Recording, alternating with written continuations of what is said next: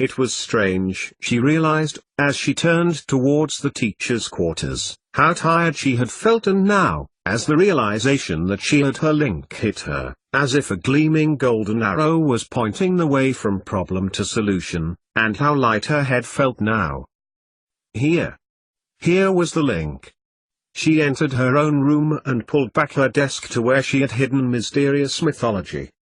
The light in her room was dim, but she managed to find it, and retrieve it from the oak paneling she had got Dobby to make for her to keep the book safe this time. Cecilia opened the cover and looked at the border of words that encircled the page. 3 words repeating themselves over and over again. Now it was complete. The picture was true. Grabbing for the 3rd time that evening all her notes, the web pages and Mysterious Mythology, she made her way a few doors down to Snape's room. Not bothering to knock, she leaned on the door handle and pushed open the large oak door. Snape was sitting at his desk, his head turned towards her and his face like thunder at being interrupted. Before he could express his clear annoyance at her abrupt ill-mannered entry, she began to speak. "Look!" she gasped. "It all fits. Energy, magic light. I was on the wrong track, or kept missing it, one thing or another. I never thought of energy in the way I would as a mole. It acts in both ways, energy as a wave and as a particle, in terms of glucose. This is how it works."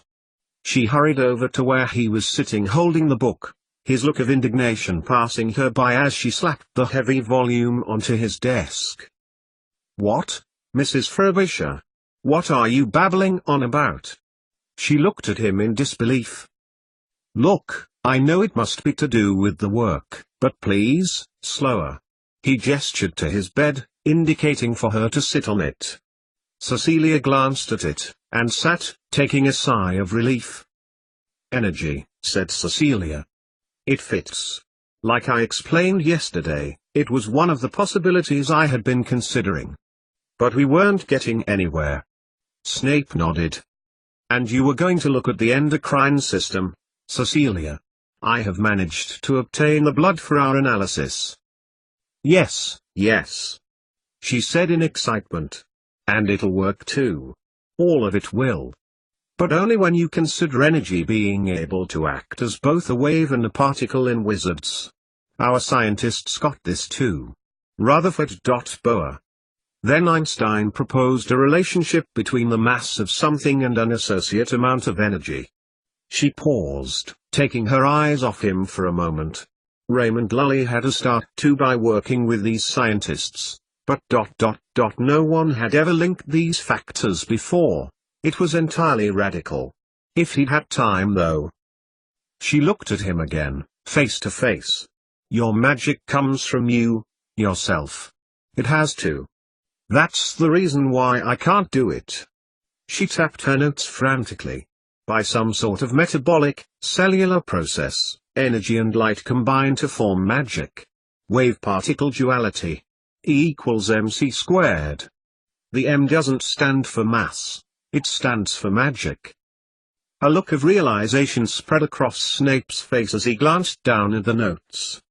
Leafing through them quickly, he glanced up at Cecilia periodically, an expression of realization dawning as she encouraged him. He looked at Cecilia.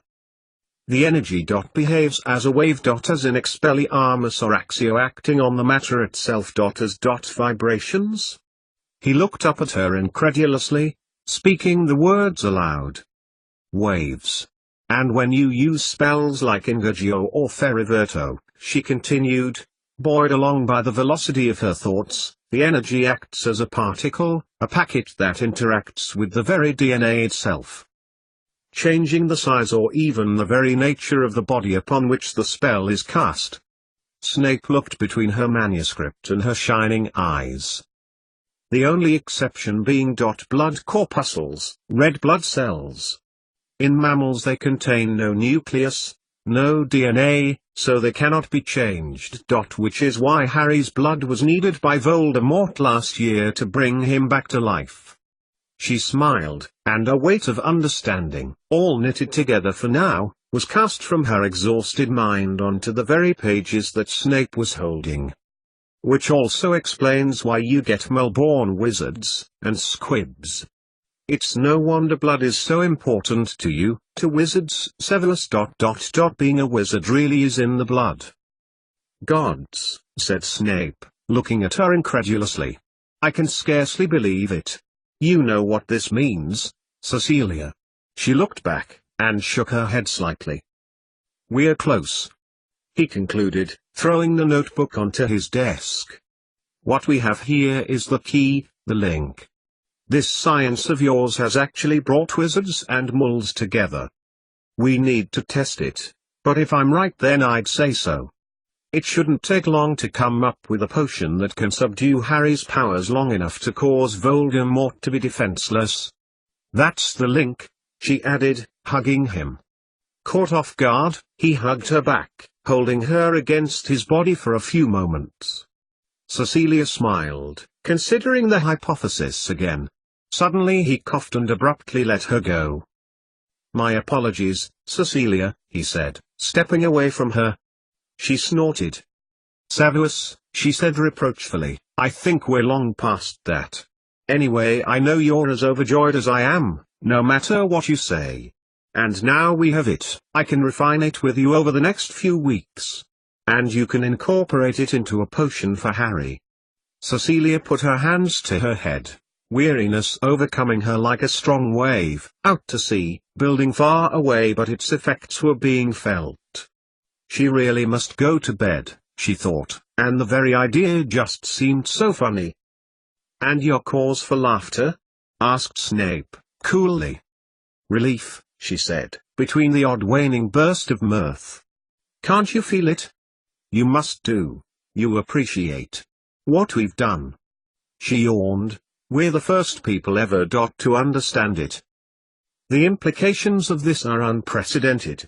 Should our work prove valid, the possibilities are immeasurable. I need you to read it, Cecilia said, getting to her feet. All of it. In case I have made a mistake. She thrust the rest of the work his way, including mysterious mythology. Snape looked at her as she sat back down on the bed. You're tired, he intoned, stating the obvious. You should go to bed. You've done enough for one day. Not until you read it. Not until. Cecilia yawned again, but urged Snape to begin. He looked at her with narrowing eyes before turning to the table and reading the first few pages. At length, he turned and looked at Cecilia, not knowing what to say. She looked anxiously back at him. It's complete, Cecilia. I can now take this work in its entirety and work on the potion. We need do no more laboratory work. I am satisfied with these results. He looked at her as if to inform her that now he had acceded to her requests, she was free to go. Cecilia got to her feet, unsteadily. Suddenly, the room began to look uneven and she grabbed for the black satin quilt on Snape's bed. May I trouble you for a glass of water, Severus? She asked quietly. I'm half expecting Dobby to come bursting in, wondering if the reason I've not been to dinner is because I've been murdered, she added, laughing to herself. Snape said nothing, but conjured some water and handed it to her. Here. Cecilia took it from him gratefully, taking a sip. It was cool and refreshing. So, Cecilia said softly, if we are ever included in an encyclopedia of scientists, do you think future generations will feel inspired by us? That a wizard and mole actually managed to get on long enough to work together? She looked at him with interest, despite her growing exhaustion, and placed her glass onto the flagstone floor. I shouldn't think so, he said, considering teenagers in general. They'll probably be too busy defacing the book with sarcastic comments and suggestive drawings to take any notice. However, he turned to look at her. We will know, he added, and, Cecilia thought hazily, for the first time he's smiled properly. Yes, sighed Cecilia lethargically and swung her other foot onto the bed. She leaned against Snape, resting her head on his arm. Instead of pulling away, as she'd half expected, He put his arm around her. There. She was back in familiar territory now. She had found someone she could work with. It wasn't perfect, but it would do. Sighing again, she closed her eyes.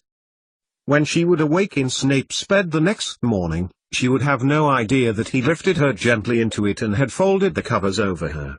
She would not recall the tenderness with which he held her hand, nor realize how close his face had come to hers, as if to brush her lips with his own before pausing and leaning over to plant a soft kiss on her forehead.